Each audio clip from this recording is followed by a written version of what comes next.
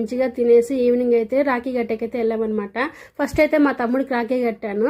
వీడైతే మా అమ్మకి చెల్లి కొడుకు అనమాట, ఓన్ బ్రదరు. కానీ 5 years అవుతుంది రాఖీ కట్టి. ఈ సంవత్సరమే కట్టాను. నాకైతే హ్యాపీనెస్ మామూలుగా లేదనమాట. ఇంకా పైన పెద్దమ్మ వాళ్ళు ఉండేది. మా నాన్నకి 4 అనమాట అన్నదమ్ముళ్ళు.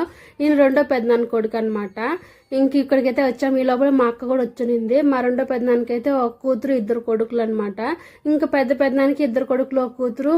మూడోది మా నాన్నకైతే 2 కూతుళ్ళే. ఇంకా మా బాబాయ్కి 2 కొడుకులు అనమాట. ఇంకా కూర్చోన్నారు కదా, ఆమె మా పెద్దమ్మ అనమాట.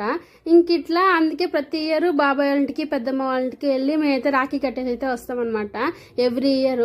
ఇంక ఈసారి రాఖీకి ఇంకా స్పెషల్ ఏంటంటే మా పిన్ని కొడుక్కి, అదే మా సాయికి కట్టడమే అనమాట. 5 years తర్వాత కట్టాను. నాకైతే చాలా హ్యాపీ అనిపించింది. ఇంకా కొన్ని డిస్టర్బెన్సెస్ వల్ల ఇన్ని సంవత్సరాలతో రాఖీ కట్టలేదు అనమాట. ఇంక ఈ ఇయర్ అయితే కట్టాను కదా, నాకైతే బాగా హ్యాపీ అనిపించింది. ఇంకా